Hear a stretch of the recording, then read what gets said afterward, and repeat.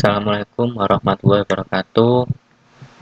Perkenalkan, nama saya Muhammad Ridho Arif Rahman dengan NPM 06 2018 1069299 dengan tim kelompok saya Muhammad Nuril Walidi MP dengan NPM 06 2018 1069330 pada mata kuliah pemrograman jaringan tugas ketiga minggu ke-12. Pada tugas kali ini untuk soalnya adalah buat aplikasi UDP dengan implementasi multithread pada jaringan. Nah, untuk penjelasannya, perintah soal di atas tentang pembuatan proyek aplikasi yang menerapkan UDP dengan implementasi multithread pada jaringan, maka di sini kami membuat sebuah program transfer file yang bisa dijalankan lebih dari 2 device. Berikut merupakan source code dan hasil programnya. Kita terlebih dahulu masuk ke NetBeans. Di sini saya menggunakan bahasa pemrograman Java. Sebelumnya kita buat dulu project dengan nama terserah, yang penting tertera seperti UDP thread ya, seperti itu. Kemudian buat file.java-nya. Di sini saya sudah membuat sebuah file client dan server. Kemudian kita masuk ke bagian server. Di sini saya akan menjelaskan tentang alur programnya. Pertama, kita import dulu package java.io dan .net. Kemudian kita buat public class dengan extend thread, dan kita implementasikan datagram socket atau UDP-nya seperti berikut dengan kondisi full. Kemudian setelah itu kita masuk ke bagian flycat-nya. Di sini server akan membaca sebuah IP client dan kemudian dia bisa menjalankan sebuah program. Apabila server tidak bisa membaca IP client, maka otomatis server akan mengeluarkan outputan seperti ini, sistem error di bagian cache-nya. Apabila terbaca IP kliennya, maka proses seperti ini running dan terbaca sebuah data, dan ini adalah membaca sebuah IP kliennya yang tadi dengan port berapa. Kemudian pada program kali ini saya jeda kurang lebih 1000 milisecond atau 1 detik, kemudian menampilkan sebuah folder yang berisi file, folder server yang berisi file yang akan siap dikirimkan ke klien. Di sini proses membaca sebuah filenya. Nah, filenya ini terdapat text file dan gambar seperti itu, dengan kondisi ukuran tidak lebih dari 10.000 bytes. Apabila melebihi dari itu, maka file bisa dikatakan error. Tapi apabila file di bawah dari ukuran byte tersebut, akan bisa terbaca oleh program, karena 10.000 byte adalah batas maksimal sebuah kapasitas file tersebut agar bisa dikirim ke klien. Seperti itu. Oke, seperti ini. Ini adalah sebuah kode apabila file sukses terkirim ke klien dengan output maksimal 10.000 byte. Oke. Dan ini adalah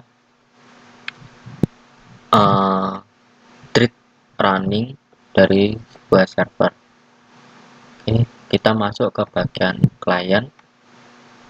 Sama seperti di server, klien juga harus mengimport java.io dan .net, kemudian java util scanner.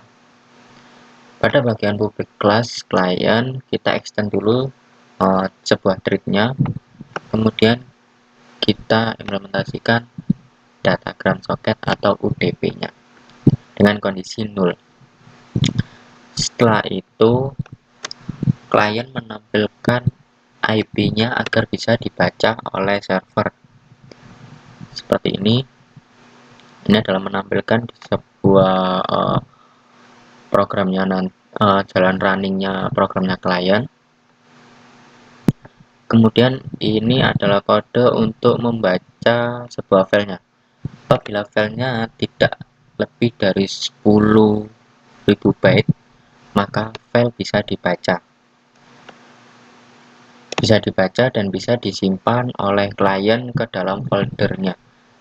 Tapi apabila file tersebut lebih dari 10.000 byte, maka dikatakan oleh klien file tidak ditemukan atau error. Seperti ini kodenya. Nah, apabila file tersebut bisa terbaca oleh klien dan bisa diterima oleh klien, maka nanti file tersebut akan disimpan ke folder klien dengan nama sesuai file yang dikirim oleh server dan mengindikasikan file data sukses. Apabila file tersebut ukuran atau formatnya tidak sesuai, maka file bakal terbaca seperti file data error seperti ini. Dan catch ini menandakan error apabila sebuah program dari try tidak bisa membaca IP-nya atau dalam program ini ada bug. Dan ini merupakan thread running dari klien. Oke, kita coba untuk hasil runningnya. Oke, pertama-tama kita running file terlebih dahulu bagian server. Oke. Nah, server siap membaca IP dari klien. Oke. Kemudian kita running si file klien agar bisa dibaca oleh server. Nah, setelah bisa dibaca oleh server, maka server menunjukkan isi data folder server yang berisi dua file, antara file .txt dan file .png, atau file teks dan file foto. Kemudian di sini di bagian klien dia menampilkan IP-nya agar bisa dibaca oleh server. Maka dari itu server bisa mengirim sebuah file ke klien. Oke, kita coba kirim salah satu file ke klien. Misal kita mau mengirim file teks, kita tulis file yang mau kita kirim seperti berikut. Kemudian kita tekan enter.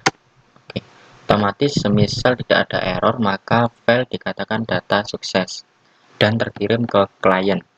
Kemudian klien membaca file yang terkirim oleh server dan menerimanya. Kemudian file tersebut tidak ada masalah dan mengatakan bahwa file yang dikirim telah sukses diterima oleh klien seperti berikut. Dan bisa dibuktikan di penyimpanan. Kita lihat dulu, kita masukkan di dalam dixd, kemudian ada folder klien dan folder server. Pertama, di folder server terdapat sebuah teks.txt dan gambar. File ini dikirim ke folder klien. Nah, dan diterima oleh klien. Yang tadi kita kirim adalah text file, maka yang diterima adalah text file. Oke, kita coba yang gambar, dan yang file kan sudah bisa diterima dan sudah bisa sukses diterima. Oke, kemudian kita coba bagian gambar, apakah ada error atau tidaknya. Oke, seperti tadi kita running bagian servernya terlebih dahulu. Oh, sebentar, saya lupa menghapus yang bagian ini. agar tidak terjadi error. Oke, kita run lagi. Nah, seperti tadi si server sedang mencari sebuah IP dari klien yang mau dikirimkan sebuah file. Oke, run. Nah, ini sudah terbaca IP dari klien oleh server. Kemudian kita coba kirim sebuah gambar. Kita tuliskan